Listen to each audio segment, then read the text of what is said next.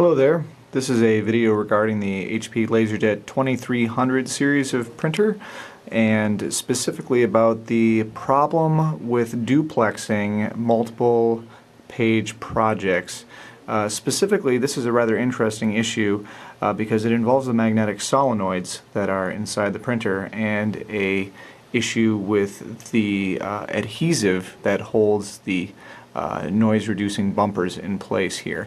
Now, I'm not going to necessarily talk about how to get the printer to this state. There are plenty of guides available online for that, but this is just to talk about how to fix the issue with duplexing and jamming problems. So, what I want to point out here is that this printer is probably at least 5 or 6 years old. I don't know the exact date, and it was brought into us because it was jamming. Basically, these solenoids here help hold the gears in place. Sorry if that's a little bit blurry there. I'll try to back it out a little bit. Anyway, so these gears get held back and forth by these solenoids, which are little magnets down here.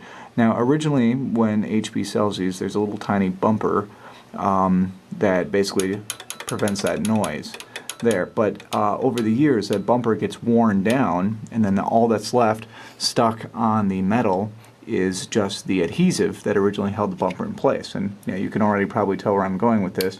What happens is that the adhesive just causes this little metal armature to stick in place, and then because printers depend on millisecond or less time differences, obviously everything goes downhill from there. So if you watch what happens here, basically when I release this, it should snap back right away, but if it sticks hard, you see how there's a delay when I release my finger from that.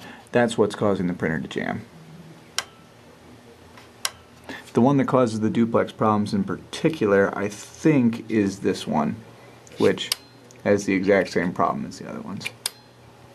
So, we have to remove those solenoids. Once you have the solenoid removed, just one screw down there should do it. What you can do is remove the spring from the solenoid that holds the armature in place. And yeah, just to try to turn this into the light here, you can already see that there's all kinds of black gunk caked on the top and bottom there. That's the remainder of the bumper. So here's a bumper right there. And there might have been a little bit of one up there at the top as well. So here and here, we need to just get all of that stuff just rubbed completely off.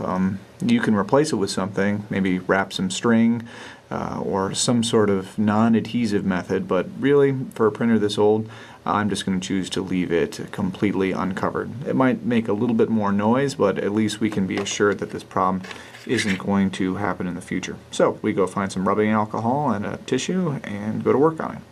So as you can see here, we've removed all of the adhesive from the armature of the solenoid, and we've also taken it off the body of the solenoid. We can see how clean that is right there. No more of that black adhesive.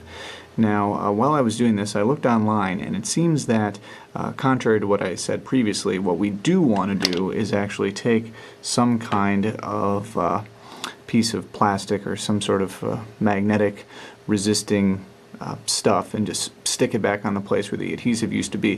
The reason for that is that a lot of times people just clean that off like I was planning on doing, and they don't replace it, and then there's a problem with residual magnetism from the solenoid. So it fires, it causes the metal to still be slightly magnetic, and then you have the same jamming and timing issues because, once again, all it takes is a microsecond of delay and then the printer will jam. So what I'm going to do is I'm just going to stick a little piece of tape back onto there, and I probably can't do that while I'm holding the camera, so I'll just demonstrate again when it's back. Now, as you can see, that's what it looks like with my little gray piece of electrical tape stuck on there.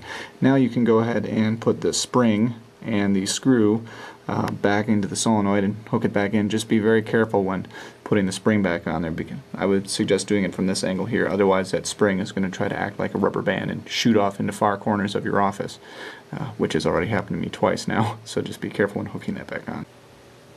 Now, even though it doesn't have to be done, I've also removed the tray 1 and tray 2 solenoids as well to prepare to clean them. Yeah, you can see how much crud is on there. Try to zoom in a little bit. Yeah, that brown patch there, that's what is on all the solenoids, and that's what you need to remove because it gets really sticky with use. It doesn't feel as bad as the duplexer one was.